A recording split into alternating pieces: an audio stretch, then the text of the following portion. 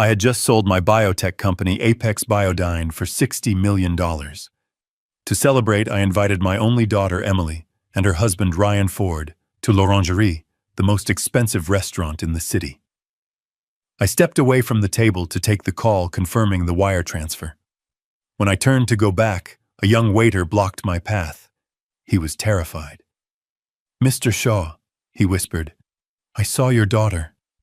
When your son-in-law distracted you, she took a small vial from her purse and poured a powder into your wine." My blood ran cold, but I stayed calm. I walked back to the table, accidentally knocked over a water glass, and in the confusion I switched my glass with Emily's. 15 minutes later, her eyes rolled back in her head and she collapsed. Before I tell you exactly what happened in that restaurant, let me know in the comments where you're watching from, and hit that like and subscribe button if you believe that sometimes the people closest to you are the ones you know the least. My name is Peter Shaw. I'm 68 years old, and for the last 3 years I've been a widower. That $60 million wasn't just a number. It was the result of 40 years of my life, starting in a rented garage in Palo Alto, with 2 employees and a dream. Despite the success, I never changed. I still live in the same 3-bedroom ranch house I bought with my late wife, Laura. I still drive a 7-year-old sedan. Laura, she was the smart one. She saw the world with a clarity I often lacked. And she never, not once, trusted Ryan. "He only looks at your checkbook, Peter," she'd warn me, her voice gentle but firm. "He doesn't see Emily. He sees a safety net." I'd always laugh it off. "He loves her, Laura. He's just ambitious." How wrong I was. Laura's been gone for 3 years, and her words echo in my head every time I see him. Emily and Ryan live a life I simply don't understand. They drive leased luxury cars that cost more per month than my mortgage ever did. They talk about clubs I've never heard of and vacations in places I've only seen in magazines. Ryan has some vague import-export business, but I'm a numbers man. I know he's drowning in debt. I've seen the letters mistakenly delivered to my house. My daughter, my Emily, she changed after Laura died. She grew distant, defensive, as if she were protecting him from me. But 6 months ago, when the news of the Apex Biodyne acquisition started leaking in the financial papers, they were suddenly present. "Dad, let us help you with your files. You shouldn't be handling all this paperwork alone." "Dad, are you sure your investments are set up correctly for the transition? Ryan knows a lot about this." I was so lonely, so desperate for the connection I'd lost, that I welcomed their sudden interest. I mistook their greed for affection. Tonight at l'Orangerie, that affection was suffocating. The restaurant was a palace of crystal and white linen. We were at the best table overlooking the city lights. "Dad, you're a legend," Ryan said, raising his glass of $20 water. "To you, the man who built it all from nothing." Emily chimed in, her smile blinding. "We're just so proud of you, Daddy." But their eyes weren't proud. They were hungry. They were looking at me like I was a winning lottery ticket they were finally ready to cash. "So, Dad," Ryan said, leaning in with that familiar oily charm, "with the company officially sold, what happens to all that infrastructure, the shipping routes, all those climate-controlled containers?" It was a strange question. I'm in biotechnology. We ship sensitive, heavily regulated medical compounds. It's not like shipping sneakers. "It's all part of the acquisition, Ryan," I said slowly. "The new corporation takes over all assets." "Why?" He just shrugged, taking a sip of his wine. "Just curious. Seems like a waste of good logistics." That's when my phone vibrated. The caller ID said, "Banque Suisse," the final confirmation. I excused myself. "I have to take this." As I walked away, I saw Ryan and Emily exchange a look I couldn't decipher. A look of anticipation. I walked out into the grand, marble-floored lobby. The call was brief, professional, and life-changing. Mr. Shaw, we can confirm the $60 million has cleared. Congratulations, sir. I hung up. I felt the weight of 40 years lift off my shoulders. I was free. I could retire. I could finally travel. I turned around, and that's when I saw the young waiter. He was young, maybe 24.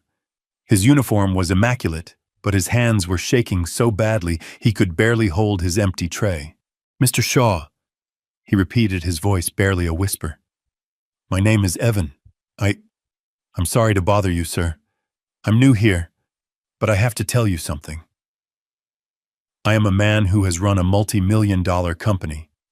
I have faced hostile takeovers, corporate espionage, and shareholder revolts. I can read people. This kid wasn't lying. He was terrified. What is it, Evan? I asked, my voice quiet. Sir, I was refilling water at the service station right behind your table. Your son-in-law, he pointed to that large painting on the far wall.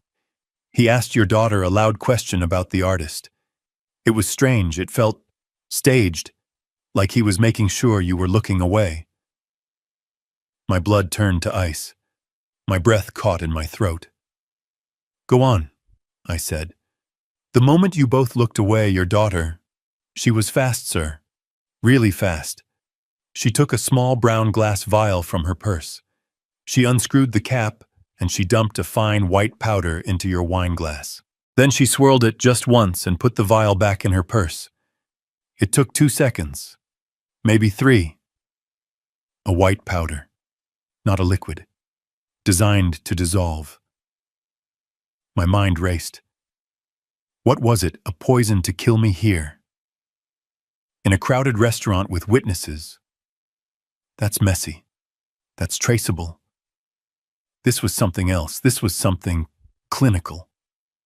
I looked Evan straight in the eye. His own were wide with fear. Are you absolutely certain you saw this? He swallowed hard, nodding. Yes, sir. 100%. I saw the vial. She hid it in her napkin right after, but I saw her put it in her purse when you stood up to take your phone call just now. That's why I had to stop you. This kid had just handed me my life. I reached into my wallet. I pulled out a stack of bills. It was $500. Evan, I said, placing the money in his hand. His eyes widened. You didn't see anything. You will finish your shift. You will go home. You will never speak of this to anyone. But you just saved my life. If you are ever in trouble or if you ever need a job, you call this number. I handed him my personal card, the one that doesn't say CEO on it. Sir, I can't go, I said, my voice firm. And thank you. He vanished. I stood alone in the lobby for 10 seconds. The rage was a physical thing, a hot iron in my gut. My own daughter, my Emily, my little girl. But the rage wasn't in control. I was. The CEO was. I smoothed my suit jacket. I composed my face into a mask of mild distraction.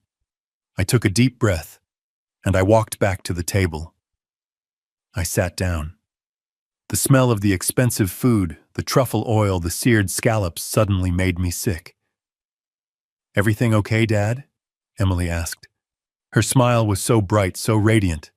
It was the smile of a predator who had just set a perfect trap. Just work, I said, waving my hand dismissively. The lawyers are already finding loose ends from the sale. I picked up my wineglass. Her wineglass now, though she didn't know it. No, I set it down. Not yet. I had to be sure. I looked at my glass. The deep red Cabernet. It looked perfect, undisturbed. My mind raced back. Emily's comment from last week. Dad, you've been so forgetful lately. You missed our dinner reservation on Tuesday. I hadn't missed it. They had canceled it and told me I got the day wrong. I remembered Ryan's comment just 2 days ago.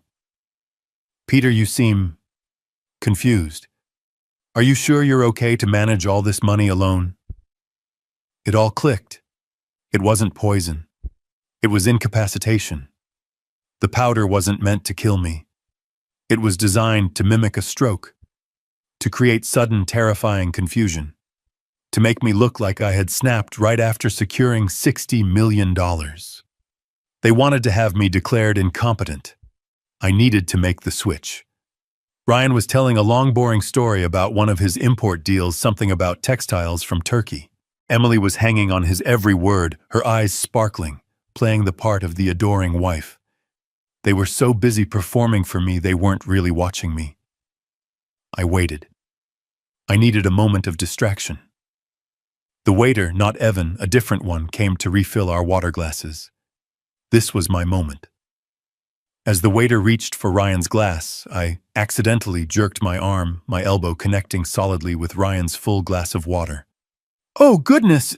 I exclaimed. "Peter, honestly—" Ryan snapped, jumping back as ice water flooded the white tablecloth and dripped onto his $1,000 pants. It was chaos for 5 seconds. Emily gasped, "Dad!" Ryan cursed under his breath, grabbing his napkin. The waiter rushed in with more napkins, apologizing profusely. In that 5 seconds of chaos, my hands moved. It was a simple, fluid motion I had practiced in my mind a dozen times on the walk back from the lobby. My right hand picked up my tainted glass. My left hand picked up Emily's clean glass. I moved them both out of the way of the spill, and when I set them back down, they were reversed. It was done. "I am so sorry, Ryan," I said, dabbing at the table with my own napkin. I guess I am a little tired. My old age is catching up to me." "It's fine, Dad," Ryan said, composing himself. He shared a knowing, triumphant look with Emily. They thought my clumsiness was the first scene. They thought their plan was working. They had no idea. The waiter finished cleaning up the mess and left. The tension was gone, replaced by their smug, predatory anticipation. I picked up my glass, Emily's original clean glass. "Well," I said, raising it high, "despite my clumsiness, I want to make a toast." They both raised their glasses. Emily was holding my original glass, the one containing the powder that was supposed to destroy my mind. "To family," I said, looking directly into Emily's eyes, "and to getting everything you deserve." "To family," Emily echoed, smiling that brilliant fake smile. She took a large, confident sip. The next 15 minutes were the longest of my life. I ate my steak, or rather I moved it around my plate. I listened to Ryan brag about a European expansion he was planning with my money, I assumed. And I watched Emily. It started subtly. She blinked hard as if trying to clear her vision from a fog.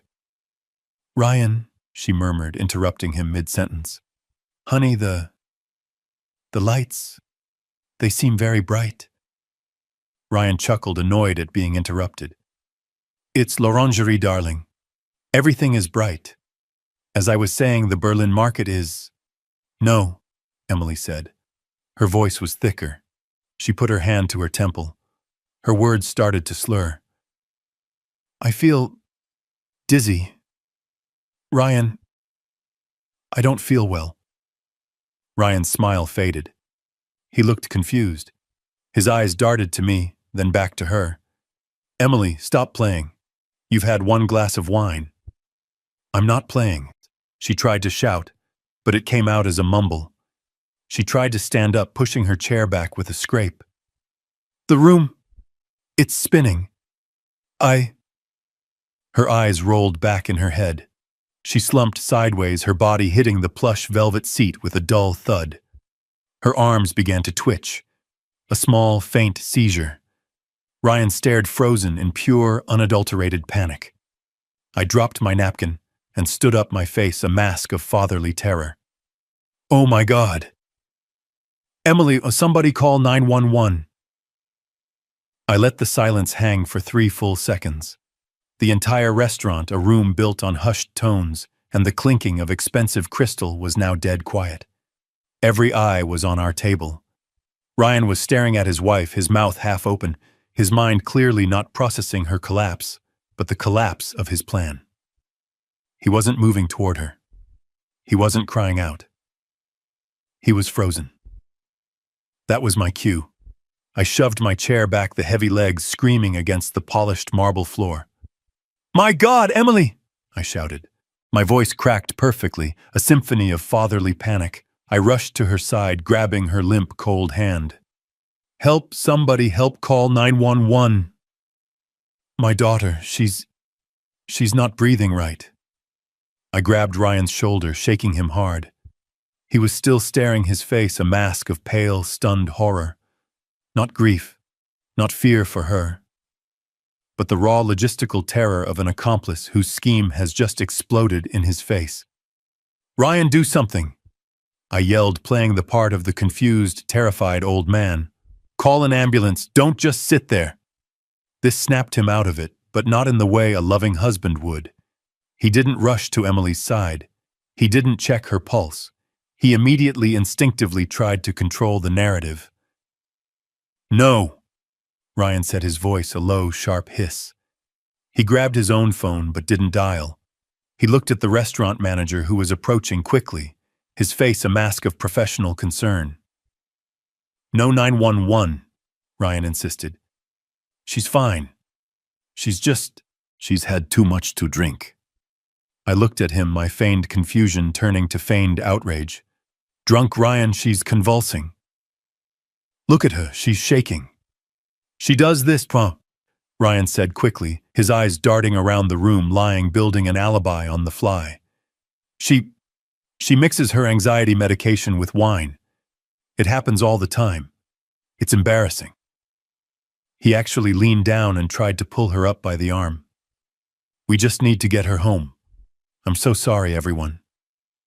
He was trying to move her. He was trying to get her out of the public eye, away from EMTs who would run tests, away from neutral doctors at an emergency room who would run toxicology reports. He needed to get her to his doctor, the corrupt Dr. Reed, to get his plan back on track. I saw Evan, the young waiter, my savior, watching from the service station. His face was pale, his eyes wide, locked onto mine. He knew what was happening. Ryan turned to the manager, his voice dripping with false embarrassment. "I'm so sorry about this. We'll take her. We're leaving. Just give us a minute to get her to the car." He was trying to stop the outside world from getting involved. He was desperate to salvage his plan. He leaned down to Emily again, but he wasn't checking her breathing. He was whispering, hissing in her ear, "Emily, get up now, stop this." I knew I had to override him. "He's in shock, so," I shouted to the manager, gesturing to Ryan. "He doesn't know what he's saying. She's not drunk.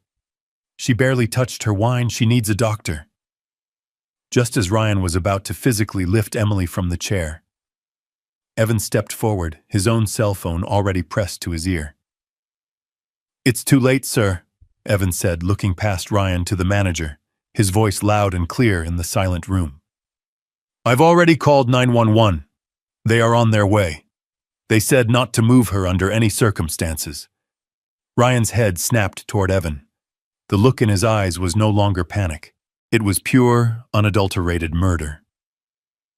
"You did what?" he spat. "You little... I told you she was fine, you're fired. You have no idea what you've just done."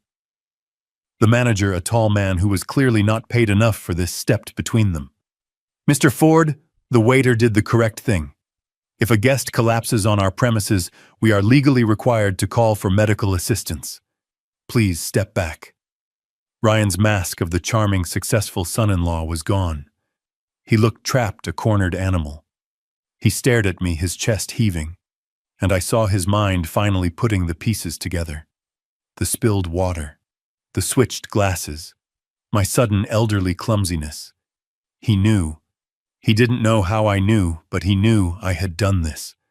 The wail of sirens cut through the night, growing closer, louder. The sound was a beautiful, terrible symphony. It was the sound of my plan working. It was the sound of justice arriving. The paramedics rushed in, pushing a gurney, their movements efficient and fast. They ignored Ryan's protests, brushing him aside. "Sir, We need you to step back. Ma'am, can you hear me? What did she take? One of them asked, shining a light in her eyes. I don't know, Ryan yelled, trying to regain control. It's her medication. She mixes it. It's for anxiety.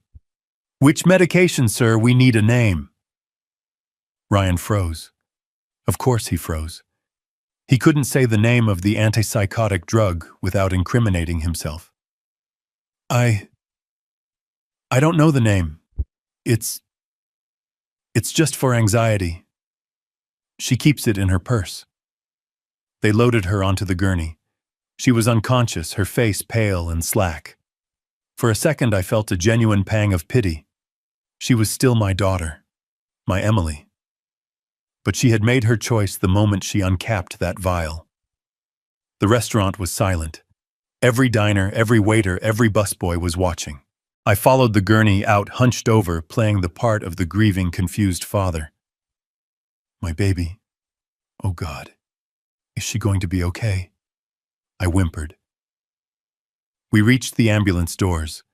The paramedics were loading her in. I stood on the sidewalk under the flashing red and blue lights.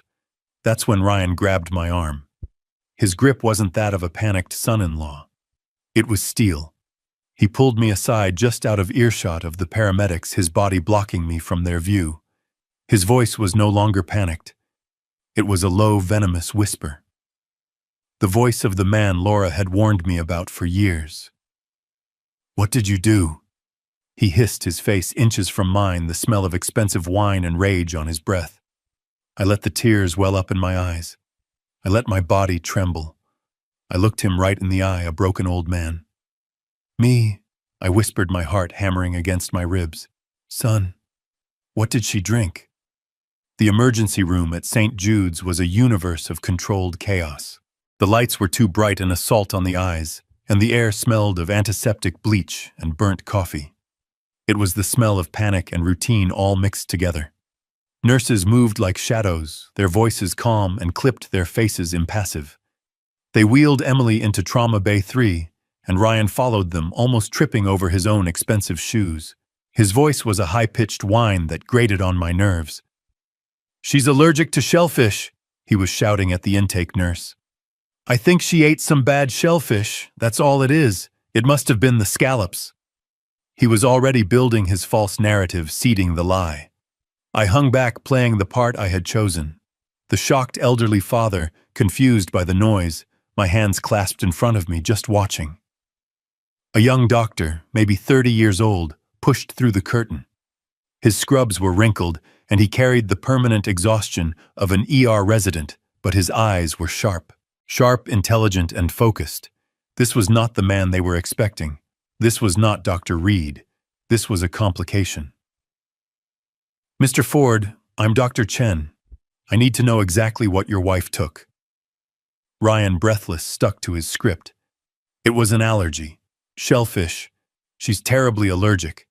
Just give her an EpiPen, she'll be fine. She must have had a reaction. Dr. Chen ignored him. He shone a small, bright light into Emily's unseeing eyes, one then the other. He lifted her arm. It dropped lifelessly to the gurney. He pinched the skin on her hand. Nothing. Mr. Ford. Dr. Chen said, his voice flat, cutting through Ryan's manufactured panic. This is not anaphylaxis. Her airways are clear. There is no facial or laryngeal swelling. There's no rash. Her pupils are pinpoint. This is a severe overdose. I need to run a full toxicology screen. Ryan's practiced panic turned real. He physically moved to block the doctor from Emily. No, I'm her husband. I refused the tests. It's an allergy. You're wasting time. She just needs adrenaline. His voice was too loud now, bordering on hysterical. A nurse at the nearby station looked up, alarmed. I watched him. This was the performance of a guilty man. A man who knew exactly what was in her blood and was terrified of it being named. He wasn't trying to save his wife. He was trying to save his plan. Dr. Chen didn't flinch. He didn't raise his voice. He simply said, Sir, your wife is presenting with severe neurological symptoms, including seizures and respiratory depression. If you continue to obstruct my ability to diagnose her, I will have security remove you from this trauma bay. Am I clear? Ryan's face turned a shade of purple. He looked like he wanted to hit the doctor. He was trapped. His eyes darted around the room and landed on me wide and screaming for help. Dad! Tell him she's fine, it's just an allergy. This was my moment. I stepped forward, letting my voice tremble. I practiced this tremble in the ambulance. I let the tears, which were very real, well in my eyes, though they were tears of rage, not grief. Doctor, I whispered, grabbing his arm. Please, just save her. My son, he's in shock. He doesn't know what he's saying. Do whatever you have to. Please just save my little girl. Dr. Chen looked at me with a flash of genuine pity. He nodded, dismissing Ryan completely. Thank you, Mr. Shaw. We will. He turned to the nurse. Full talk screen CBC head CT. Push Narcan just in case and get her on a saline drip. Now. Ryan was defeated.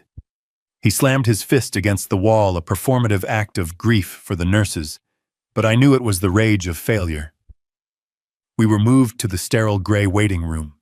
The chairs were hard plastic bolted to the floor. The coffee in the styrofoam cup I held tasted like acid. Ryan was pacing the length of the room, his phone pressed to his ear, whispering furiously. I saw him mouth the name Reed several times. He was trying to get his real doctor here. He was trying to intercept the results to control the narrative. But it was too late. The machine was already in motion. I just sat there under the buzzing fluorescent lights and finally let myself process it. I thought back to Laura. He only looks at your checkbook, Peter. Her voice was so clear in my memory, a gentle warning I had dismissed as a mother being overprotective of her daughter. Men like that, she had said, they don't build things. They just take. I had been a builder my entire life, and he was a taker. I thought of Emily, my sweet, bright Emily. How had he corrupted her? How had he turned her against the father who had given her everything? The answer was simple: money.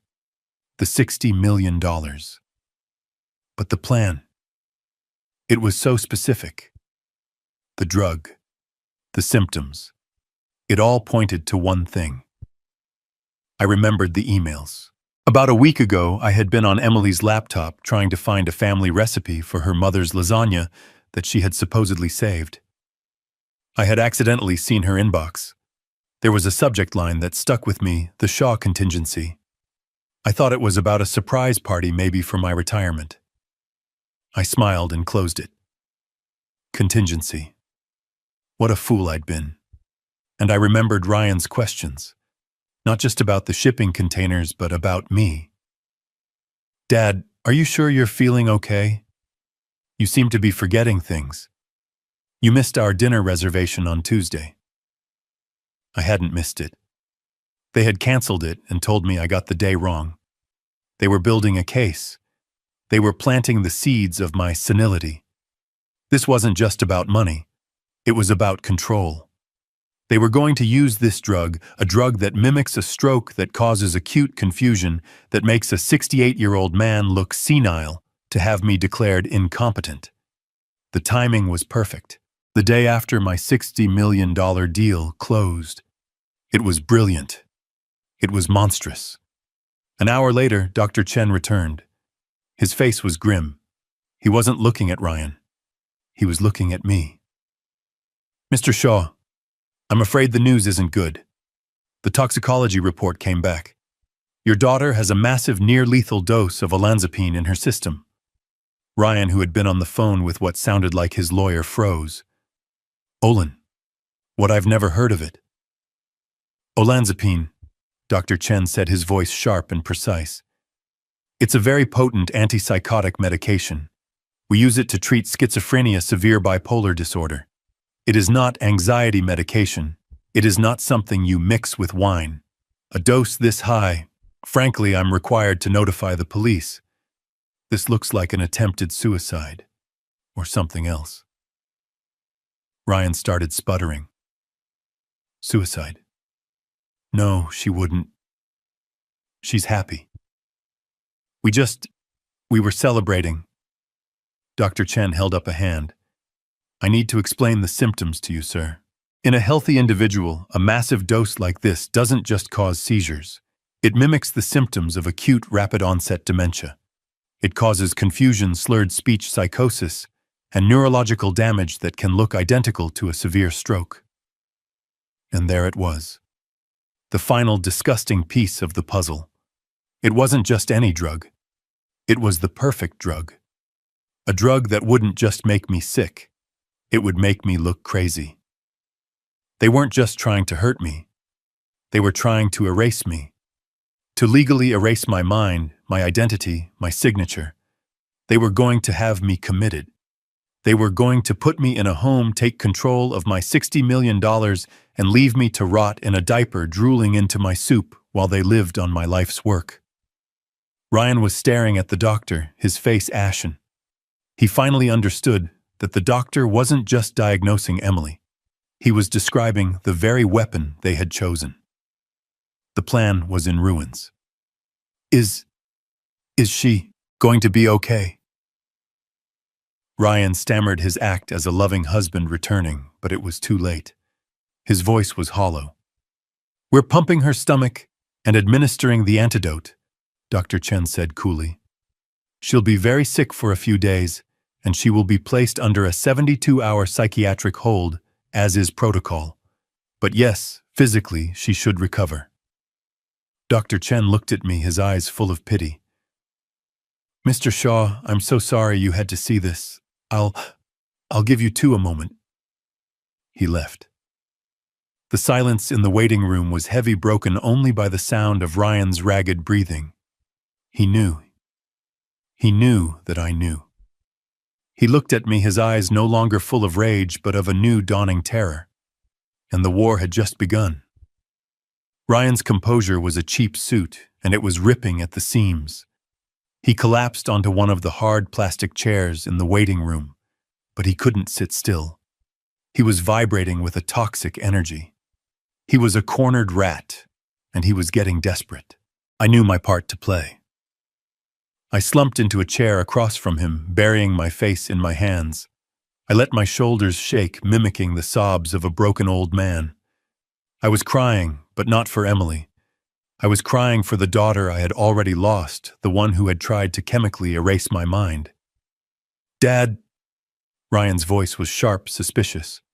Are you okay? I looked up, letting him see the tears I knew were staining my face. I don't understand, Ryan. Antipsychotics? Why would she have that? Does my daughter have schizophrenia? Have you been hiding this from me? It was the perfect question. It gave him an escape route, a lie he could build on. He seized it. I didn't want to tell you like this, Dad, he said, his voice dropping into a fake, compassionate whisper. We've been struggling. She's been seeing a doctor. Dr. Reed. She must have confused her bottles. She must have taken the wrong dose. Dr. Reed. The first piece of the puzzle. I filed the name away. Oh, God, I whimpered. My poor girl, and Dr. Chen said the police. Why the police, Ryan? He's an idiot. Ryan snapped, his mask slipping. He doesn't understand. He's just a resident. He's overreacting. I'll handle it. I'm calling Dr. Reed right now. He'll come down here and straighten this all out. He'll explain. Yes, I said, my voice trembling. Yes, please, son. Call him. I need some air. I think I'm going to be sick. I staggered to my feet, hunched over, and pushed my way through the double doors leading to the main corridor. I didn't go to the bathroom. I didn't go outside. I hid in a small alcove by the vending machines, just out of sight of the waiting room doors, but close enough to hear. Ryan must have thought I was gone. He burst out of the waiting room a second later, his phone already to his ear. He was pacing, his voice a venomous whisper that echoed in the sterile hallway. "Reed, it's me. The plan is a disaster. She drank it. Emily drank it." He stopped listening, his free hand tearing at his hair. "I don't know how the old man... He must have... I don't know. It doesn't matter.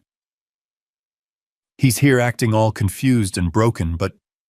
Reed, he's here. He's not the one who took the drug." Another pause. Ryan's face was contorted with rage. "Yes, she's stable, but they ran a tox screen. They know it's olanzapine. They're talking about a psych hold, police reports. This is falling apart." He was practically vibrating now. He slammed his fist against the cinder block wall. "What do we do?" "The hearing is at 8 a.m. That's in 5 hours. How are we supposed to get a conservatorship over him? If he's the picture of health and she's the one in the psych ward..." 8 a.m., the second piece of the puzzle. Dr. Reed. An 8 a.m. hearing. "No," Ryan suddenly yelled into the phone. "No, you listen to me. You're in this just as deep as I am. Your gambling debts aren't my problem. You were paid to handle the medical side, so you handle it. You get down to this hospital. You tell them Dr. Chen is an idiot. You tell them you're her primary physician. You tell them she's unstable, that she's a suicide risk, that she's been stealing his medication. I don't care what you say, just fix this. And you'd better be ready to testify at 8 a.m. He hung up, breathing like he'd just run a marathon. He stood there for a moment, his back to me, trying to regain his composure. He ran his hands through his hair, straightened his suit jacket, and took a deep, shuddering breath. Then he turned and saw me. He froze. His face went completely white. He had no idea how long I'd been standing there. "Dad," he stammered. I was just..." I didn't let him finish. I stumbled forward, my hand on my heart. "Ryan, I heard you yelling. What's happening? Who is Reed?" What did he mean, fix this? Ryan's mind was racing. I could see the gears turning, the lies forming. He put his arm around my shoulder, his grip too tight, guiding me back toward the waiting room. His fake, comforting son persona was back, but it was cracked, desperate. "Dad, you misunderstood. Dr. Reed is Emily's psychiatrist. I was angry. I was yelling at him because I feel like he failed her. He should have warned us she was this unstable." "Unstable," I whispered. "Suicide risk. He thinks she might have done this on purpose, Dad." Ryan said, his voice catching. He was trying to pivot. If he couldn't frame me for dementia, he would frame his own wife for suicide. He thinks she tried to kill herself. "But why?" I asked, letting my voice crack again. "He doesn't know. Maybe it's my fault," he said, lowering his eyes. "The stress of your new money. It's been a lot for her. Maybe she felt inadequate." It was a brilliant, disgusting lie. He was already planting the idea that my $60 million was the problem, the destabilizing force that had driven his wife to this. I let him guide me back to the chair. I need to go home, son," I whispered. This is too much. My heart, I can't be here. Will you be okay?" Relief washed over his face. The last thing he wanted was me here asking questions, being seen by doctors who weren't on his payroll. "Yes, Dad. Of course," he said, his voice dripping with false concern. "You go home. Get some rest. You look terrible. I'll stay here. I'll handle everything with Dr. Reed when he gets here. I'll call you as soon as I know more." He practically pushed me toward the exit. "Take a cab. I'll pay for it." "Okay, son. Okay." I walked out of the hospital, a frail old man trembling, devastated. The act held until the automatic doors slid shut behind me. The second the night air hit my face, my back straightened. The trembling stopped. The grief vanished, replaced by a cold, hard focus. It was 3 a.m. I got in a cab. 52 Crooked Creek Lane, I told the driver, my address. But as we drove, I leaned forward. Actually, driver, can you take me to my daughter's house first? 47 Willow Crest Drive. I need to pick up a few things for her. He nodded and changed course. Emily and Ryan lived in a new-build mansion that my $60 million hadn't paid for. Yet. I knew they kept a spare key under the pot of a dead fern by the back door. Ryan thought he was clever. I just thought he was lazy. The house was dark. I let myself in, my heart pounding, not with fear, but with adrenaline. I knew exactly where to go. The home office. I sat down at Emily's sleek white desk. I turned on her laptop. No password. Another sign of their arrogance. They never believed I was a threat. I opened her email. It didn't take long. I didn't need to search for conspiracy. I just searched for the name Ryan had so kindly provided. Reed. The chain popped up. Dozens of emails between Emily Ryan and a Dr. A. Reed. I read them, and with every word my blood ran colder. From Ryan Ford to Dr. A. Reed. Subject, the Shaw contingency. Reed, he's becoming a problem. He's questioning things. He's asking about the shipping manifests. The sale of the company is a disaster for us. We need to accelerate the timeline. From Dr. A. Reed to Ryan Ford. Subject Re, the Shaw contingency. The risk is high. A forced psychiatric hold needs a precipitating event. You can't just say he's confused. He needs to be confused. I've prescribed the olanzapine under a false name. The dosage I recommended will induce acute psychosis and symptoms mimicking a stroke within 20 minutes of ingestion. From Emily Shaw Ford to Ryan Ford. Dr. A. Reed, Subject Re, the Shaw contingency. I'll do it at the celebration dinner. He'll be distracted. He trusts me. Once he's at the hospital, Reed, you take over. You certify him. Ryan, you file the petition first thing in the morning. We have to get control of the assets before the federal audit begins. The federal audit. My God. I had been right. It wasn't just about the money. It was about the logistics. Ryan had been using my company, my good name, to run his criminal enterprise. And then I saw the final email in the chain sent just yesterday. It was from a law firm. To Ryan Ford, Emily Shaw Ford, from Jacobs & Hall, PLLC, attached emergency conservatorship petition, Peter Shaw, PDF. My hands were shaking. I clicked the attachment. There it was. My life reduced to a legal document. Petitioner Ryan Ford seeks emergency conservatorship over his father-in-law, Peter Shaw. And the reasons: Mr. Shaw has been exhibiting signs of rapid onset senile dementia, paranoia, confusion, financial irresponsibility. And the final damning line: to be supported by the expert testimony of his primary care physician, Dr. Albert Reed, who will attest to Mr. Shaw's inability to manage his own affairs. The hearing is set for November 4th, 8:00 a.m., Courtroom 3B. Today, in less than 5 hours, they had planned it all: the drug, the dinner, the medical expert, the emergency hearing. By 9 a.m. this morning, I was supposed to be a ward of the state with my criminal son-in-law holding the keys to my $60 million kingdom. I looked at the clock on the wall. 3:55 a.m. I closed the laptop. I had everything I needed. Not today, I whispered to the empty, silent house. Not ever. I left my daughter's dark house at 3:55 a.m. The cab ride from the hospital had been a blur, but the drive from Emily's home to my own was sharp, cold, and clear.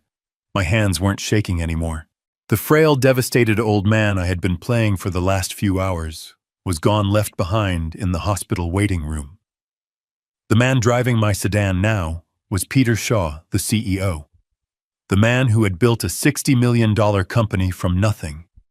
The man who had faced down hostile takeovers and corporate spies. The man who was now at 4 in the morning, officially at war. I picked up my phone. I didn't hesitate. I dialed the number. It rang once, twice. "This had better be a matter of national security, Peter," a deep, gravelly voice answered. "Right," I said, my voice steady, cutting through the silence of the empty streets. "Wake up. I need you at the office. Not in the morning. Now." There was a half-second pause. "I'm on my way." He hung up. Mr. Wright doesn't ask unnecessary questions. He's not a family lawyer. He doesn't handle wills or divorces. He's a shark. He's the man who structured the Apex Biodyne acquisition. He's the man who crushed a competitor's frivolous patent lawsuit 2 years ago with a single brutal cross-examination. He was, I realized, the perfect and only man for this job. I pulled into the underground garage of his downtown high-rise at 4:30 a.m. The city was a ghost town wrapped in fog. I took the private elevator straight to the penthouse floor. The doors opened onto a dark lobby, but the lights to his corner office were already on a beacon in the darkness. He was standing by his window overlooking the sleeping city, already in a crisp white shirt and tie. He had a pot of coffee brewing. He looked like he'd been awake for hours. "Peter," he said, not turning around, "you look like you've seen a ghost." I walked in and sat in one of the leather chairs opposite his massive desk. "Worse right. I've seen a monster. 2 of them. And one of them is my own daughter." For the next 30 minutes, I told him everything. I didn't cry. I didn't raise my voice. I gave him a CEO's report, cold, factual, chronological. The $60 million celebration. The waiter, Evan, and his warning. The switched glasses. The collapse. The ER. Dr. Chen's honest diagnosis. Olanzapine, an antipsychotic. Ryan's immediate panicked attempt to cover it up, to blame an allergy. Wright listened, his face an impassive mask, his fingers steepled. He just nodded, absorbing every detail. "And then," I said, "Ryan made his first mistake. He named their doctor, a Dr. Reed. He thought I was a grieving, confused old man, so he talked right in front of me." I repeated the phone call I'd overheard in the hospital corridor. "Reed, the plan is a disaster." She drank it. "The hearing is at 8 a.m. You have to fix this." Wright's eyes narrowed. "A hearing 8 a.m. What hearing?" "That," I said, "is the second thing." I took a deep breath. While Ryan was arguing with the nurses, I went to Emily's side to comfort her. Her purse was on the gurney. She was unconscious. I reached into my suit pocket. I pulled out the small brown glass vial still inside the napkin I'd wrapped it in. I placed it gently on his polished mahogany desk. There were still a few grains of powder at the bottom. I found this in her purse, and then I went to their house. "You broke in?" Wright asked, not with judgment, but with curiosity. "I used the spare key they forgot I had. I checked her laptop.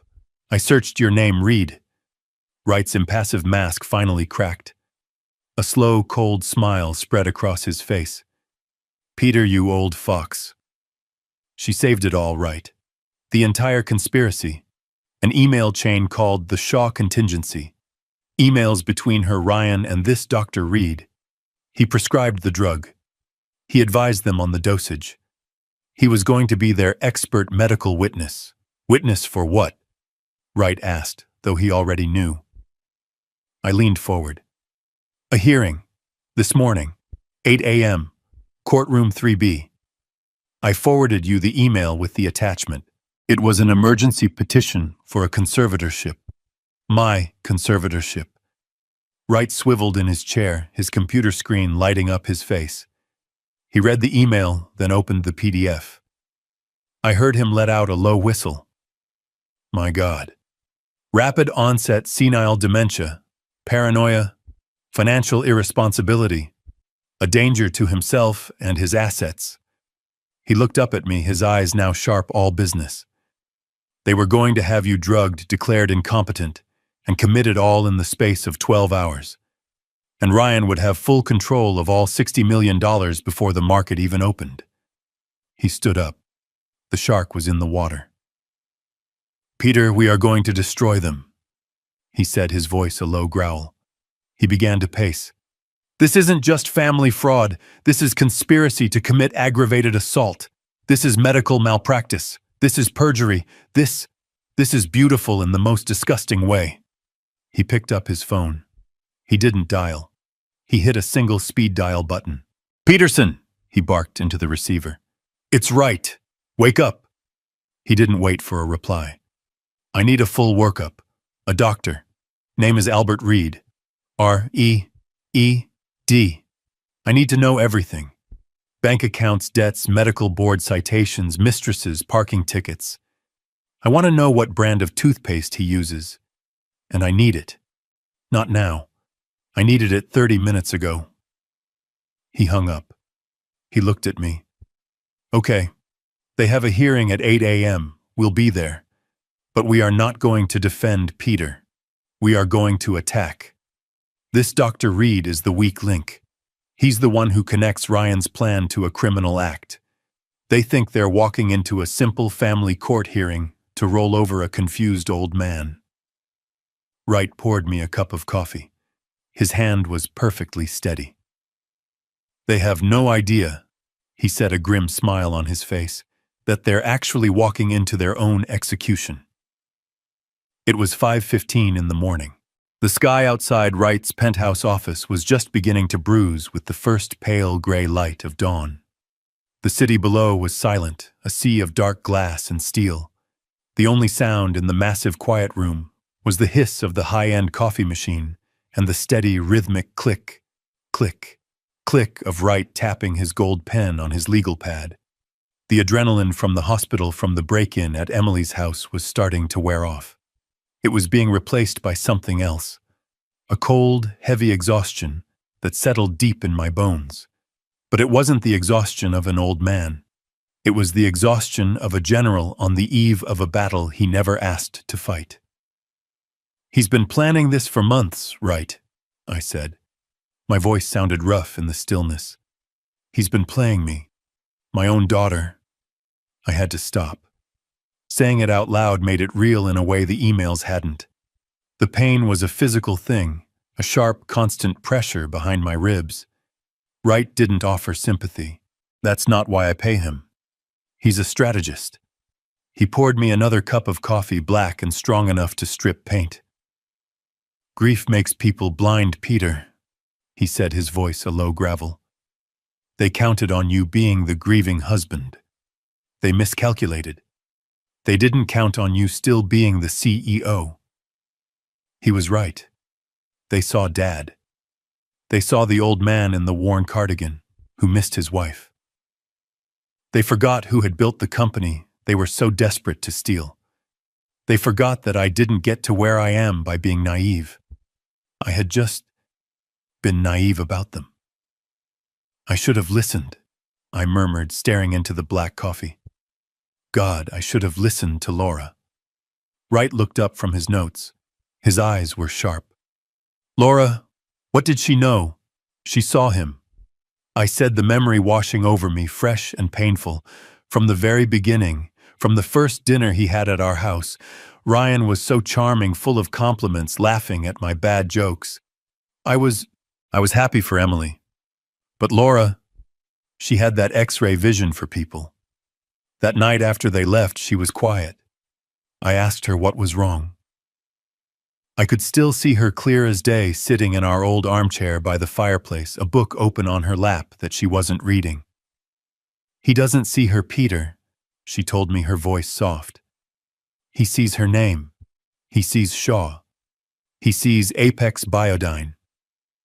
I told her she was being cynical. I told her Emily was in love and happy, and that was all that mattered. She tried again. I continued, my voice growing thick. About a year later, Ryan had just lost a major investment.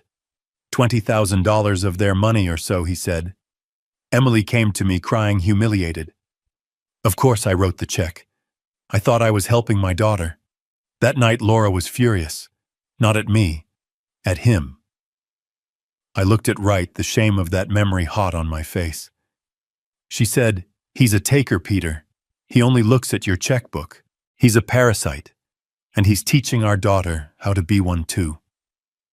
We had the biggest fight of our 40-year marriage. I accused her of being jealous of Emily's happiness. I told her she was wrong. I closed my eyes. The coffee cup was warm in my hands. She never brought it up again. She knew. She saw this coming, and I was too blind, too proud to see it. She's been gone 3 years, and the first thing Ryan did after the funeral, after a respectful 2 weeks, was ask me to co-sign a loan for a new car. And I did it, for Emily's sake. And now, this. Wright nodded slowly, absorbing the emotional data. Okay. So it started as simple greed. But this, drugging you an emergency court hearing, this is desperation, Peter. $300,000 for the doctor is a massive lever. Ryan must be in his own hole. Deep. Deeper than just credit cards. And that's when the other piece clicked into place. The piece that had been bothering me for months. The one that never made any sense. The shipping manifests, I said, almost to myself. Wright's head snapped up. What? Ryan, he's always asking about my shipping operations. My company, Apex Biodyne. We ship highly controlled biological compounds, genetic samples, experimental pharmaceuticals. They move in climate-controlled, GPS-tracked containers. It's a logistics nightmare heavily monitored by the FDA, the DEA, you name it. It's the most secure and most boring part of my business. And he was interested in it, Wright asked. Obsessed, I said. For the last 6 months he's been asking, Dad, how secure are those routes? Who handles your customs clearance in Rotterdam? Ever had a container just go missing? I thought it was just idle curiosity. I thought he was trying to sound smart to impress me, to show interest in my work. I looked at Wright, and I saw the realization dawning on his face at the same instant it dawned on mine. But what if it wasn't? I said, my voice dropping. What if he wasn't just asking? My company has a flawless 30-year logistics record. What if he found a way? What if he was using my corporate routes, my clean, fast-tracked shipping lanes, to move his own imports? Wright's eyes lit up with a terrifying cold clarity. My God, Peter, if he was piggybacking on your shipments, the sale of the company wouldn't just be a payday for him. It would be a disaster. A $60 million acquisition by a Bahabak triggers a mandatory top-to-bottom federal audit. A full deep-dive audit of everything, including every single shipping manifest for the last 5 years. The room suddenly felt ice-cold. He wasn't trying to get the $60 million, I whispered, the full, ugly truth finally landing. He was trying to stop the audit. He needed to get power of attorney. He needed to get control of the company before the sale finalized so he could bury the evidence of his own crimes. Before Wright could even respond, the private line on his desk buzzed. It was a harsh, slicing sound in the 6 a.m. stillness. He snatched it up. Peterson, talk to me. He listened. His face, already grim, darkened. He scribbled a note. Where? How much? Are you sure? Good. Send it to my encrypted server. Right now. He hung up the phone. He looked at me. The final piece of the puzzle had just been slammed into place. It's worse than we thought, Wright said, his voice flat.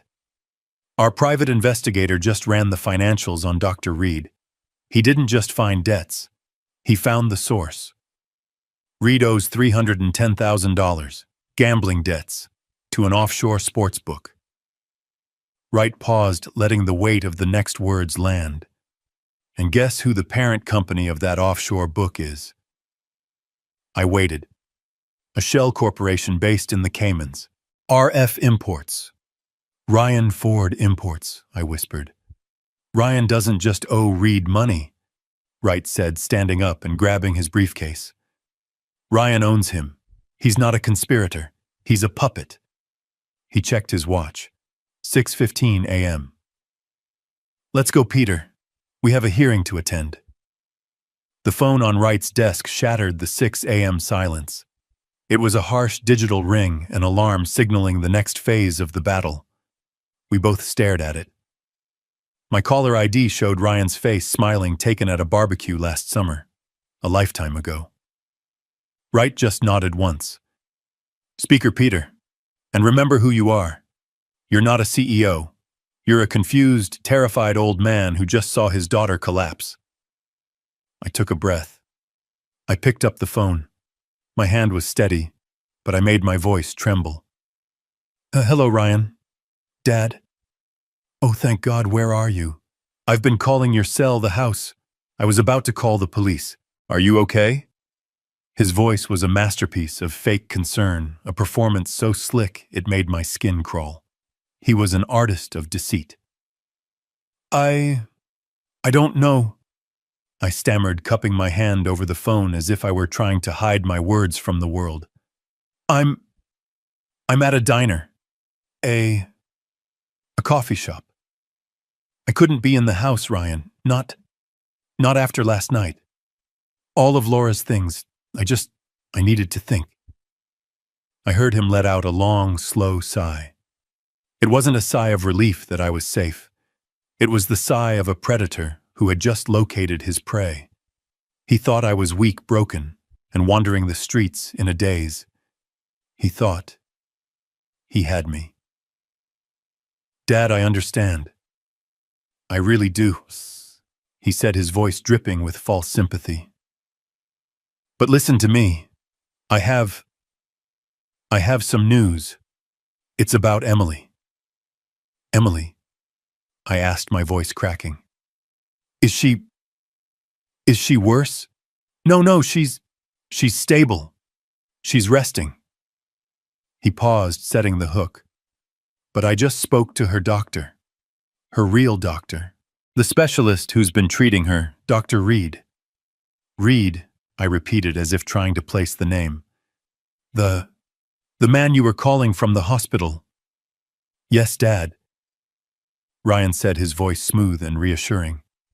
He's been treating her for this condition, for months.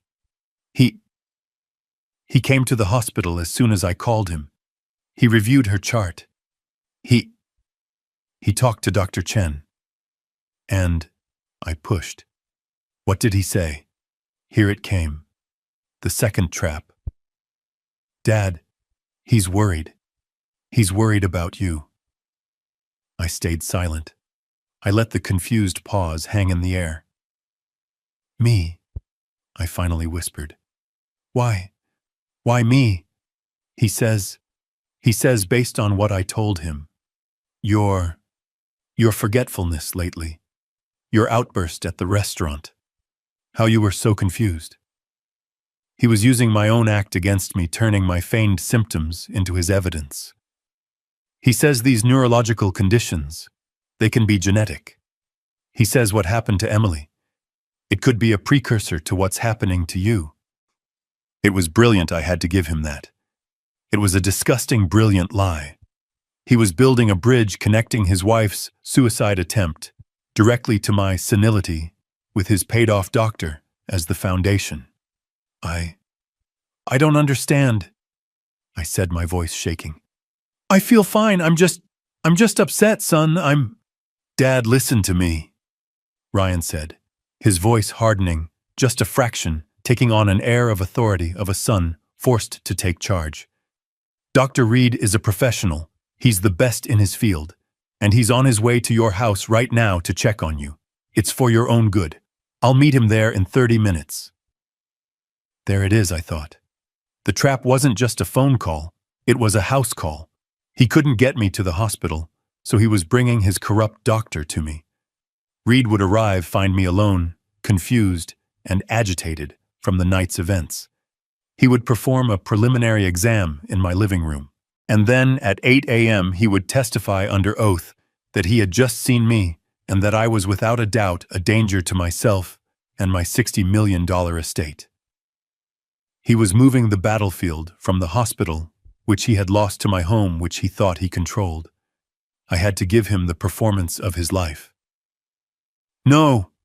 I shouted into the phone, a high-pitched paranoid wail. "No doctors, I'm not. I'm not sick. I don't need a doctor, Ryan. I'm fine, I'm just tired. Why are you doing this?" I gave him exactly the symptoms he was paying for. I gave him the erratic behavior his petition required.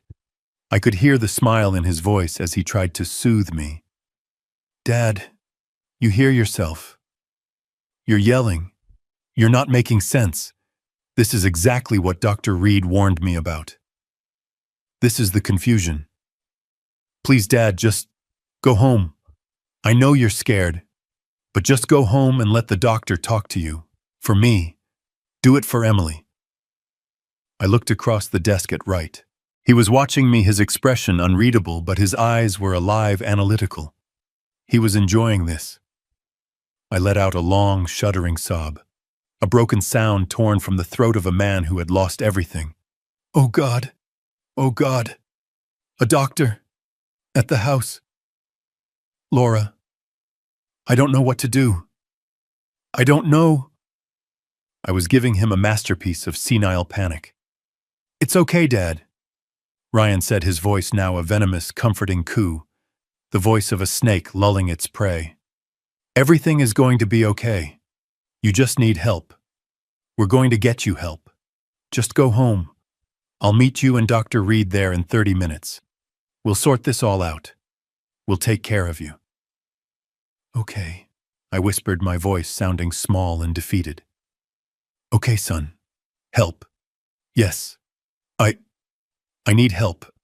I'll go home. I'm on my way." I hung up the phone. The line went dead. The silence in Wright's office was absolute, a heavy velvet curtain. I looked at Wright. He hadn't moved. The cold, thin smile on his face was the only thing in the room that seemed alive. "He's a good liar," I said. My voice was instantly back to normal, cold, steady, and sharp. "He's a desperate liar," Wright corrected, standing up and closing his briefcase with a heavy final click. "He just confirmed his entire plan. He's sending his star witness, the corrupt doctor, to your house to manufacture evidence for a hearing that he doesn't know we know about." Wright checked his platinum watch. 6:45 a.m. "He thinks he has you trapped, Peter. He thinks you're a scared old man running home to hide, about to be cornered in your own living room by his medical expert." I stood up and straightened my tie. The fatigue was gone. The adrenaline was back, clean and sharp as glass. "So, what's our move?" Wright picked up his briefcase. He walked to the door and held it open for me, the lights of the empty hallway gleaming on the marble floor. "A good trap," Wright said, his smile all teeth. "Let them go to your house. Let them wait. Let Dr. Reed ring the doorbell of an empty home for the next hour, wondering where his confused patient is.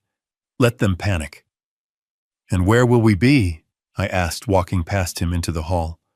Wright's voice echoed in the empty corridor as we walked toward the elevator.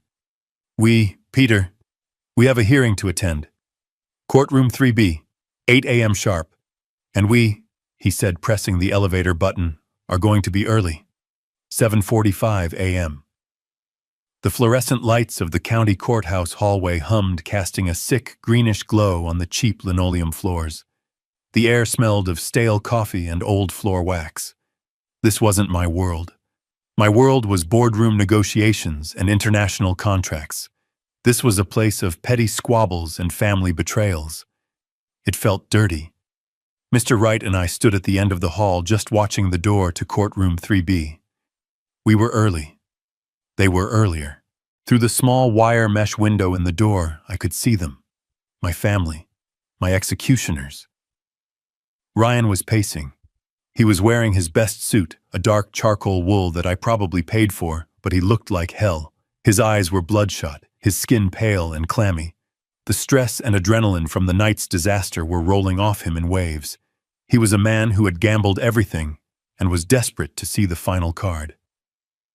Next to him was his lawyer, a young slick man in a suit that was too shiny, his hair slicked back with too much gel.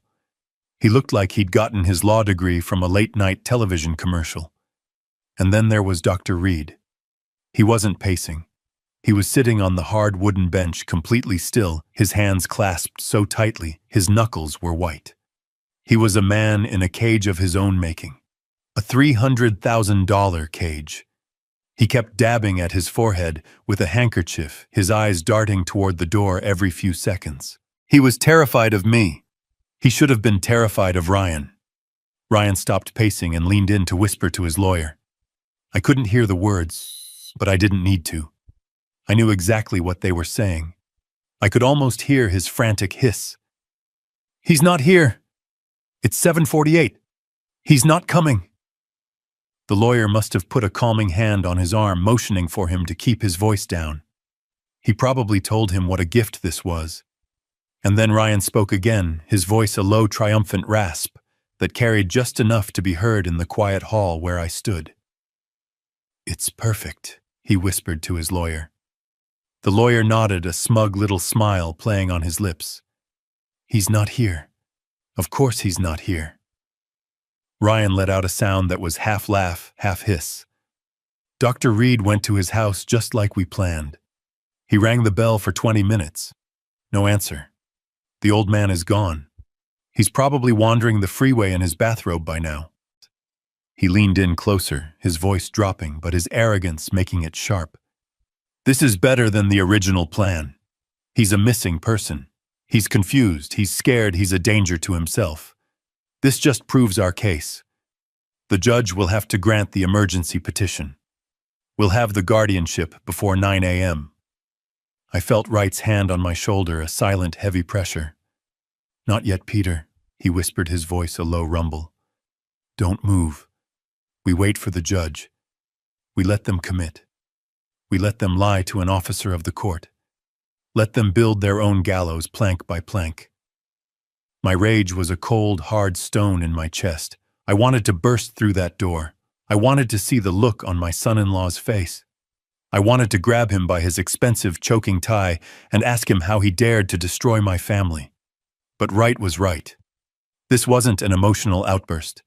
This was a corporate takedown, and timing was everything. We heard the bailiff's voice from inside. All rise. The Honorable Judge Anderson presiding. The clock on the wall read 7:59 a.m. Wright straightened his tie. He looked at me, and his eyes were not the eyes of a lawyer. They were the eyes of a shark that smells blood in the water. Showtime, he said. We stood outside the heavy oak doors of courtroom 3B. I could hear the sharp rap of the gavel followed by the bailiff's voice. All rise. The Honorable Judge Anderson presiding. I checked my watch. 8 a.m. on the dot. Wright put a hand on my arm. Patience, Peter. Let him take the bait. Let him lie to the judge. Inside, I could hear the rustling of papers. The judge, a man with a reputation for being impatient and sharp, cleared his throat. His voice was a dry rasp. We are here for the emergency hearing regarding the conservatorship of one Peter Shaw. Case number 774B. Is the petitioner, Mr. Ryan Ford, present? I pictured Ryan, my son-in-law, standing up. I pictured his slick, cheap lawyer at his side. I heard the scrape of a chair. A new voice. Young arrogant. Ryan's lawyer. Yes, Your Honor. Michael Jennings on behalf of the petitioner, Mr. Ryan Ford, who is present. I could hear the false sympathy in his voice, a slimy, practiced tone that made my stomach turn. Your Honor, we are here today under the most tragic of circumstances. He was performing. My client, Mr. Ford, and his wife, Emily, Mr. Shaw's daughter, have been desperately trying to manage what can only be described as a catastrophic and rapid mental decline in Mr. Shaw. I closed my eyes. Catastrophic. Rapid. The keywords from their email. We had hoped to manage this privately, Your Honor. Jennings continued, his voice dripping with fake sorrow. But last night, a terrible incident occurred. Mr. Shaw, in a fit of severe paranoia and confusion, violently attacked his own daughter at a public restaurant. I heard a gasp from someone in the small gallery, probably a clerk. He caused a massive scene, Jennings said, his voice rising. And then he fled. Fled, Mr. Jennings? The judge asked, his voice sharp. He fled, Your Honor. He is as of this moment missing. Ryan's lawyer was playing it perfectly. He was painting me as a violent, senile old man, a danger to himself and others. My client, Mr. Ford, is beside himself with worry. He and his wife's primary physician, Dr. Albert Reed, who is present in court today ready to testify, rushed to Mr. Shaw's home this morning to conduct a wellness check. They found the house empty. Mr. Shaw is gone. He's in the wind, with access to $60 million that he in his current state is incapable of managing. We fear he is a danger to himself. The lawyer let that sink in. We are here today to respectfully ask the court to grant an emergency guardianship to my client, Mr. Ford, so he can protect his father-in-law from himself, secure his assets, and get him the medical help he so desperately needs. The silence that followed was heavy, respectful. The lawyer had painted a devastating picture. I could hear the judge clear his throat, probably preparing to sign the order. He must have seen this a dozen times. A family struggling with an elderly relative who had lost his mind. A very serious allegation, Mr. Jennings, the judge's voice began. Given the assets involved and the fact that Mr. Shaw is missing, that was our cue. Wright didn't knock. He simply pushed the heavy oak door open. The thud of the door swinging on its hinges echoed in the suddenly silent courtroom. It was the loudest sound I'd ever heard. I apologize for our tardiness, Your Honor. Wright's voice was a low-pitched cannon. It filled the room, a voice of absolute power and control. It seems my client and I were given slightly incorrect information about the timing of this hearing. We stepped inside. Me first. Right at my shoulder. I was not in a bathrobe. I was not confused. I was wearing my $5,000 custom-tailored Zegna suit, the one I had bought specifically for the Apex acquisition party. My hair was combed, my shoes were shined, my mind was a steel trap. I looked directly at Ryan.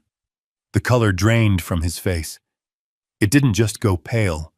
It went a waxy, translucent white, the color of old candle wax.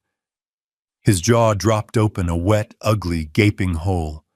He looked like he had just seen his own ghost. His lawyer Jennings spun around, his own smug expression frozen, then shattering like a cheap mirror. But my favorite reaction, was Dr. Reed. He was sitting in the front row. When he saw me, he made a small, involuntary sound, a gasp, a hiccup of pure, unadulterated terror. He physically shrank. He looked at Ryan, his eyes wide, screaming, "You said he was confused! You said he was missing!" I walked calmly to the defense table and sat down, placing my briefcase on the floor. Wright sat next to me.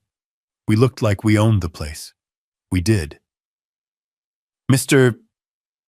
Jennings, the judge said, clearly trying to catch up. You said your client's father-in-law was missing. Ryan's lawyer was stammering. He couldn't form a word. He just pointed a shaking finger at me. But he, Your Honor, Wright said, standing up smoothly. My name is Harrison Wright. I am Mr. Peter Shaw's legal counsel, and my client, Mr. Shaw, is right here. He is not confused. He is not missing.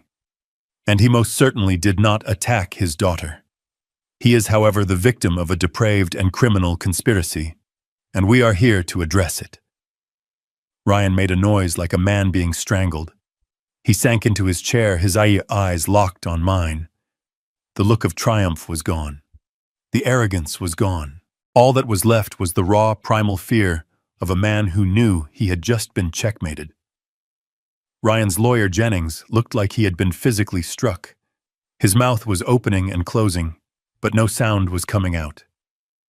He stared at me, then at his client, then at the judge, his cheap, shiny suit suddenly looking like a Halloween costume. Judge Anderson leaned forward, his patience already gone. Mr. Jennings, you told this court your client's father-in-law was missing. He appears to be very much present. Would you care to explain this discrepancy? Jennings ran a finger under his collar, which suddenly seemed 2 sizes too tight. Your Honor, this is a shock. A pleasant one, of course. We are overjoyed that Mr. Shaw is safe. This only proves our point, his erratic behavior, his disappearance, and now his sudden reappearance. It confirms the petition's urgency. He was trying to spin my arrival as more evidence of my insanity. The audacity was breathtaking. We would like to call our first witness, Jennings stammered, shuffling his papers. A man who can speak directly to Mr. Shaw's deteriorating mental state. We call Dr. Albert Reed. A bailiff called the name. Dr. Reed, who had been trying to blend into the wooden bench, flinched as if he'd been tasered. He stood up slowly. His face was slick with a sheen of cold sweat. He looked at Ryan, his eyes wide with panic, a silent, desperate plea. Ryan just stared back, his expression like stone, his eyes promising murder if Reed didn't follow the plan. Reed was a dead man walking. He took the stand. He was sworn in. His hand was shaking so badly he could barely keep it on the Bible. Dr. Reed, Jennings began finding his footing again. You are Mr. Peter Shaw's primary care physician, is that correct? Reed cleared his throat. Yes. I have been consulting with him. Yes. And in your professional medical opinion, Doctor, what is Mr. Shaw's current mental state? This was it. Reed had to commit. He looked at me just for a second, then quickly looked away, focusing on a spot on the back wall. Mr. Shaw, Peter, he is in a state of severe decline, Reed said, his voice a reedy, practiced monotone. He is exhibiting classic signs of rapid onset dementia, paranoia, severe memory loss, agitation. He is deeply confused. In your opinion, is he capable of managing his own affairs? Absolutely not. Reed said, the lie coming easier now. He is a danger to himself. He is incapable of understanding complex financial matters, like, say, the $60 million sale of a company. He would be highly susceptible to outside influence. Thank you, Doctor. No further. Just a moment. Mr. Wright's voice cut through the room like a steel blade. He stood up, not with aggression, but with a kind of lethal, polite curiosity. I have a few questions for the doctor, Your Honor. Judge Anderson nodded. Counselor. Wright walked toward the witness stand. He was smiling. It was the most terrifying smile I had ever seen. Dr. Reed. Good morning. Harrison Wright, counsel for Mr. Shaw. You've painted a very grim picture. You say you are Mr. Shaw's primary care physician. Yes. I have been overseeing his case. I see. That's fascinating, Wright said, pulling out a small file. Because I have Mr. Shaw's complete medical history right here going back 20 years. His actual primary care physician, a Dr. Aris Patel, has been seeing him for 2 decades, and his last physical 3 months ago declared him to be in perfect health for a man his age. Your name, Dr. Reed, doesn't appear, not once. So, let me rephrase. When did you begin overseeing his case? Reed was cornered. It was a private consultation, at his son-in-law's request. Mr. Ford was concerned. Ah, Mr. Ford was concerned. I see. And when was this private consultation? I visited him at his home, several times. You visited him, Wright said, raising an eyebrow. At his home house calls. How very old-fashioned. And when was the last time you saw him? Reed saw his opening. He took it. This morning I went to his home this morning at Mr. Ford's request. He was deeply agitated. He was confused. He fled the house. He was yelling. It confirmed all my fears. So you saw him this morning? At his home? Wright asked. Yes, around 7 a.m. That's remarkable, Wright said, his voice full of fake admiration. Truly incredible. Because at 7 a.m. Dr. Reed, Mr. Shaw was sitting in my office in my presence, perfectly calm, drinking coffee and preparing for this very hearing. So I ask you again, doctor, who exactly did you see this morning? The blood drained from Reed's face. He was caught in a direct, verifiable lie. I must have mistaken the time. It was yesterday. Let's move on, Wright said, waving a dismissive hand. Let's talk about your finances, doctor. You mentioned you were concerned about Mr. Shaw's. Are you concerned about your own? Jennings, Ryan's lawyer, jumped to his feet. Objection, relevance, Your Honor. It is entirely relevant, Your Honor, Wright boomed. It speaks directly to this witness's motive and credibility. Overruled, the judge snapped. Answer the question, doctor. Reed was pale. I don't see what my personal finances... Don't you? Wright walked to a legal easel and placed a large document on it. It was a bank statement. Do you recognize this account, doctor? It's an offshore account, in the Cayman Islands. Your name. That's private. Not anymore, Wright said. Now let's look at this. A payment, and another, and another. Bi-weekly payments coming from a shell corporation called RF Imports. Are you familiar with RF Imports, doctor? Reed said nothing. He was just sweating. Let me help you, Wright continued. RF Imports is a shell company owned by Mr. Ryan Ford, your patient's son-in-law. Wright flipped the page to a summary sheet. For 6 months, Dr. Reed, you have been receiving payments from Mr. Ford into this offshore account. The total as of last week is $310,000. The courtroom was absolutely silent. Ryan looked like he was going to vomit. So, Dr. Wright's voice dropped to a quiet, lethal growl. I have 2 questions for you. First, is $300,000 your standard fee for treating senile paranoia? Reed just shook his head, mute. Second, Wright said, moving closer. My investigator found that this account is directly linked to several online sports betting sites. Is it true, Dr. Reed, that you are over $300,000 in debt to Mr. Ryan Ford's personal bookie? Reed broke. It wasn't a slow crumble. It was a complete shattering implosion. He let out a strangled sob. He owned me, he shrieked, the words tearing out of him.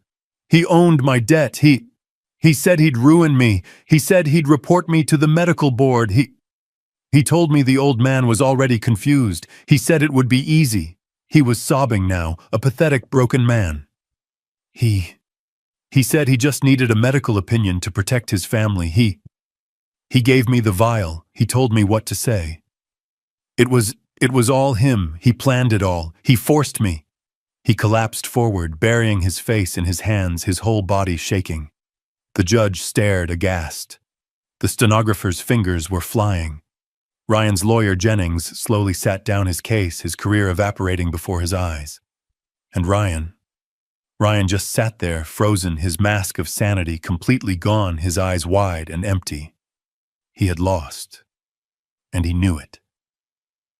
Dr. Reed's confession hung in the air, thick and toxic. The man was sobbing on the witness stand, a grotesque puddle of a human being. But Ryan Ford wasn't finished. He wasn't going to go down that easily. He leaped from his chair, his face a mask of purple, twisted rage. He pointed a shaking finger, not at Reed, but at me.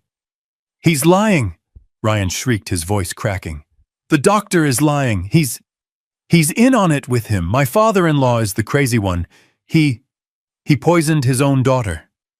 That's what happened. He attacked Emily at the restaurant. He's senile. He's violent. Arrest him. He was unraveling. It was a desperate, chaotic attempt to throw mud in every direction, hoping some of it would stick. His own lawyer Jennings just sat there, his head in his hands, having completely given up. The courtroom was in chaos. The bailiff was shouting for order. Judge Anderson slammed his gavel, the sharp crack cutting through the noise. "Silence, silence in this courtroom." The room settled. The judge looked at the sobbing wreck of Dr. Reed. He looked at the screaming, frantic Ryan Ford. And then he looked at me. I was the only one in the room who was perfectly calm. I was just sitting there, my hands folded on the table. "Mr. Shaw," Judge Anderson said, his voice low and heavy, "you have sat here and listened to some extraordinary accusations. The petition before me says you are incompetent. The witness says he was paid to lie about it. And your son-in-law now accuses you of attempting to murder your own daughter. Do you have anything you would like to say?" This was it, the moment. Mr. Wright placed a reassuring hand on my arm. I stood up slowly. I buttoned my suit jacket. I turned not just to the judge, but to the small, stunned audience. "Yes, Your Honor, I do." My voice was calm. It was the voice of a CEO, not a victim. "The truth," I said, "is always simpler than the lies, and the truth is this." I looked at Ryan. His eyes were wide, burning with hate. "My daughter Emily did try to drug me last night. That is true. She poured a powder into my wineglass. A powder that Dr. Reed here—" I nodded at the sobbing doctor, so kindly provided. "A drug designed to make me appear confused, paranoid, and senile." I paused, letting the room absorb it. But she made a mistake. She drank the wrong glass. A collective gasp went up from the gallery. Judge Anderson's eyes widened. "That," I continued, "is the what, but the why. The why is so much more interesting, and it has everything to do with my son-in-law." I turned my full attention to Ryan. "Your Honor, my son-in-law Ryan Ford orchestrated this entire thing, but his motives were misunderstood, even by me until 6 o'clock this morning." I saw a flicker of new fear in Ryan's eyes. The fear of the unknown. He didn't do this just to get his hands on my $60 million. He did it because he was desperate. I let the word hang in the air. "You see, for the last year, Mr. Ford has been asking me strange questions about my company. Not about profits, not about stock options, about logistics, about my shipping containers. The ones we use to ship highly controlled biological compounds all over the world." Ryan's face went from white to a sickly greenish gray. He knew where I was going. "I thought he was just curious," I said. "But he wasn't. He was using me. He was using my company's clean, federally approved shipping lanes to smuggle his own illegal goods into this country." Ryan's lawyer Jennings, who had been defeated, suddenly looked up, his face a mask of pure terror. He clearly had no idea. "My $60 million deal wasn't his goal, Your Honor. It was his problem. It was his death sentence." I looked back at the judge, who was leaning forward, hanging on every word. Because the moment I signed that sale, it triggered a mandatory top-to-bottom federal audit of every asset, every bank account, and every single shipping manifest for the last 5 years. An audit that would begin next week. I turned back to Ryan. He was shaking his head, whispering, "No, no, no." Ryan knew he was finished. I said, my voice resonating in the dead silent room. He knew the audit would expose him. He knew the FBI would be at his door. So he put his contingency plan into action. He couldn't stop the audit, but he could run from it. His plan was simple: drug his confused old father-in-law, have his paid-off doctor declare me senile, have his puppet, my daughter, help him petition the court for an emergency conservatorship. And once he had legal control of my $60 million, he was going to disappear. He was going to take my life's work and flee the country, leaving my daughter to take the fall for everything. That was when Ryan snapped. It wasn't a word. It was a roar. a primal scream of pure cornered rage. "You old bastard!" He vaulted over the defense table, his suit jacket flying, his face purple, his hands clawed, aiming for my throat. He was fast, but he wasn't fast enough.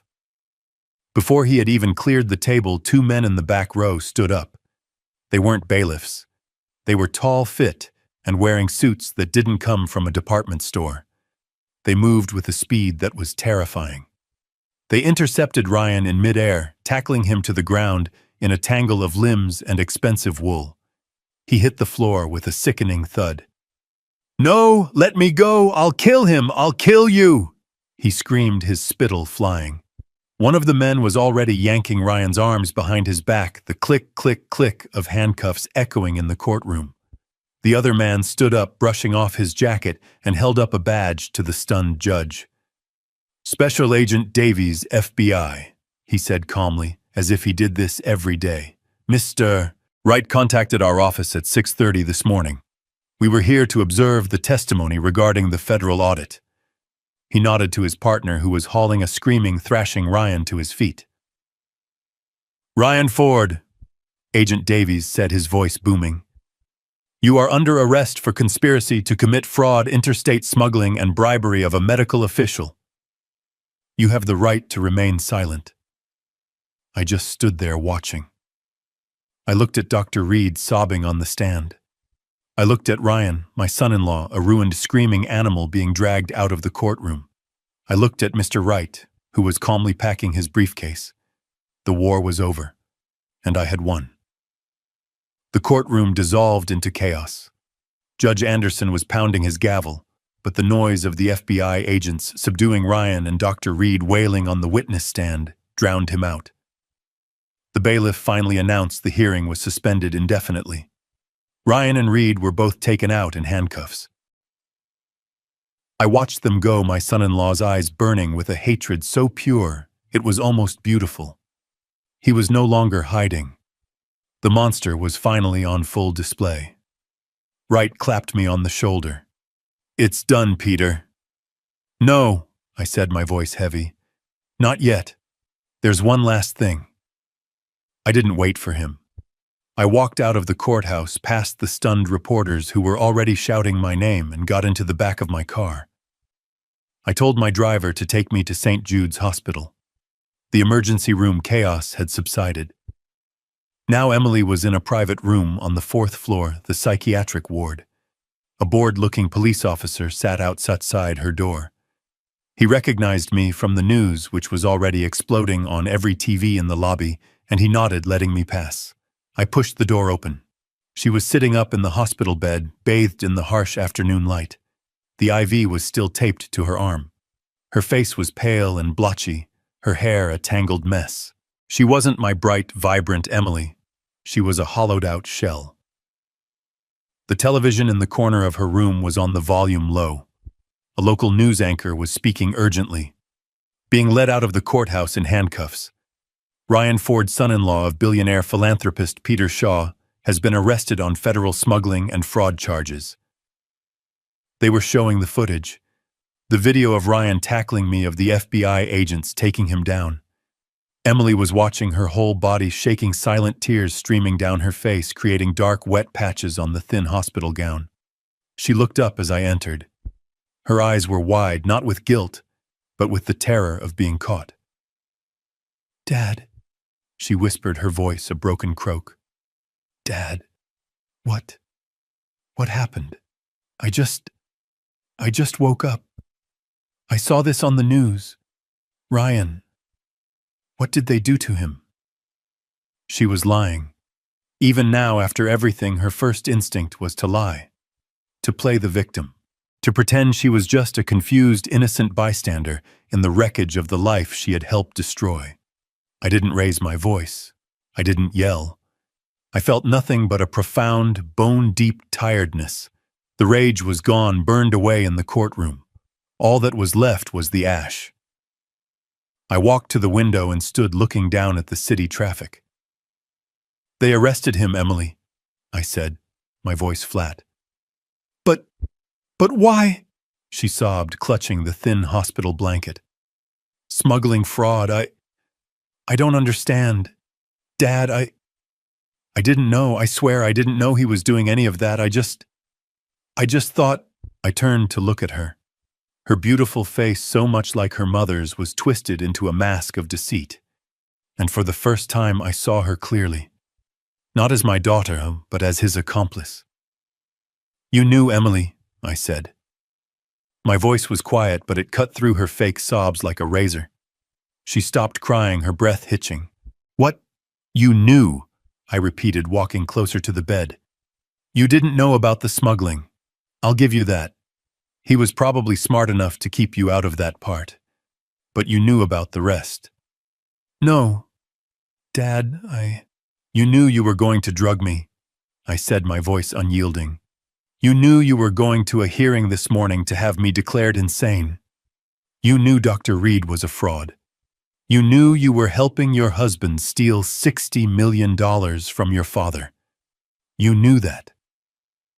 She stared at me, her eyes wide with panic. The lies were gone. Only the truth remained. You chose him, Emily, I said, the weariness washing over me. I spent 40 years building a life for us, for you. He spent 6 months whispering poison in your ear. And you chose him. You chose the money. It wasn't like that, she pleaded, the tears now real. He convinced me. He said you were losing it. He said you were going to lose the money. He said it was the only way to protect you. And you believed him, I asked. You believed the man who couldn't hold a job over the father who gave you the world. You believed him so much that you were the one who held the vial. You were the one who poured it into my glass. She had no answer. She just crumpled, folding in on herself. Her sobs now the raw, ugly sound of true despair, the sound of a person who had lost everything. I stood there for a long time watching my daughter cry. I had won. I had protected my legacy. I had exposed the criminals. But I had lost my little girl. I had lost her years ago and just hadn't been willing to see it. He's gone, Emily, I said finally, my voice void of emotion. And the woman who tried to drug me, she's gone too. I don't know who you are anymore. Emily's breath hitched, and her eyes, which had been dull, were now wide with a new kind of terror.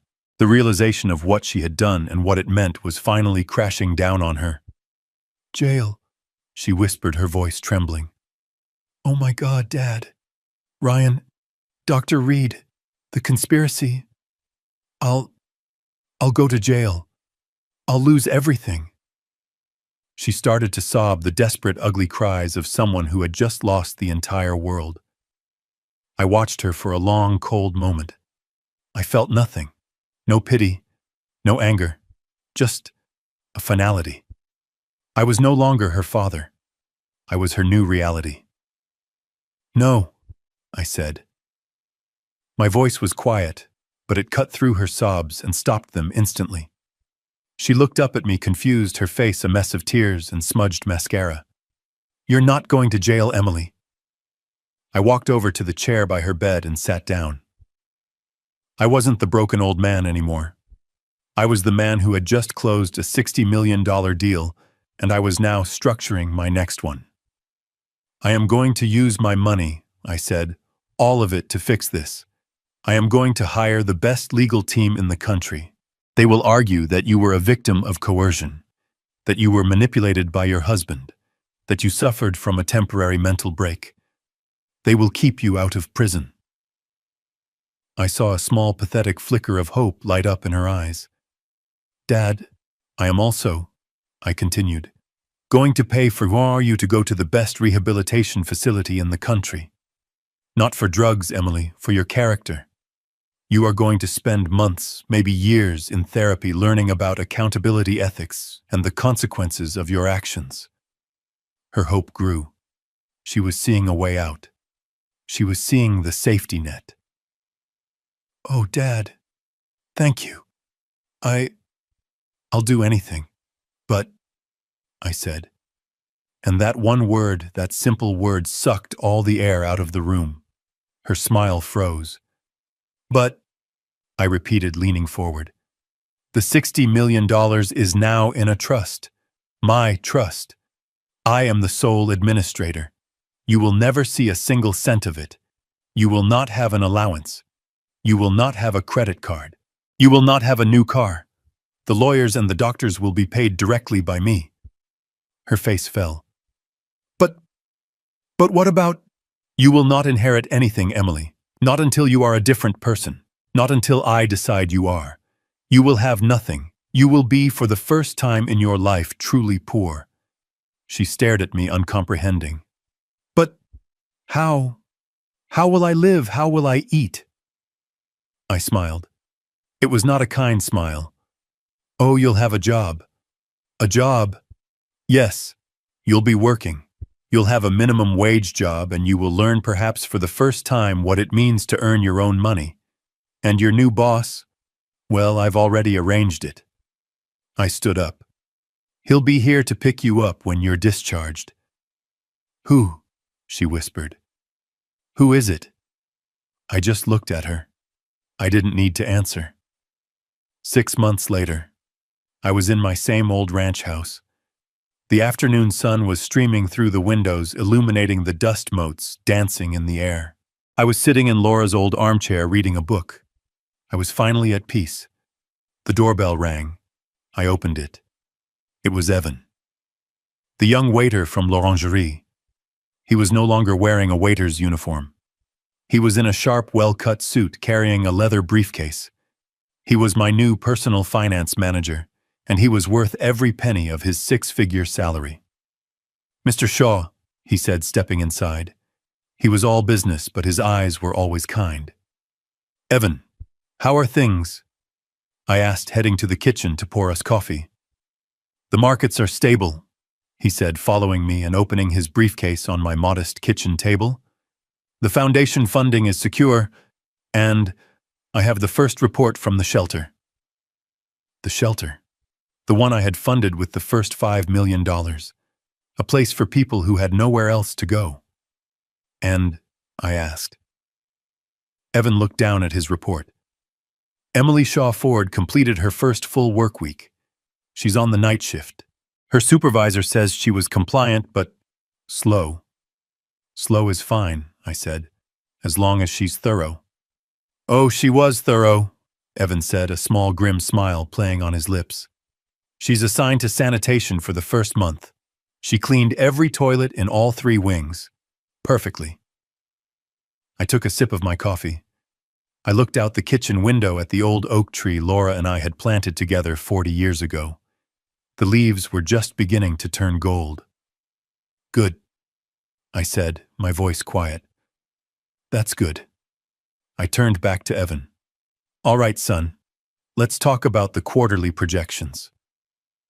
I was finally truly at peace. This story is a powerful lesson in how greed and entitlement can completely blind people to the truth. Emily and Ryan were so focused on the $60 million that they grossly underestimated the man who earned it. They saw a frail, forgetful father, not the brilliant CEO who was always 10 steps ahead. It proves that true strength isn't about the luxury you display, but the silent, calculated resolve you possess. Ultimately, the story shows that actions have severe, life-altering consequences, and sometimes the only path to redemption is by losing everything to learn the value of integrity. What would you have done in Peter's shoes was his final decision, an act of justice, or was it a cold revenge?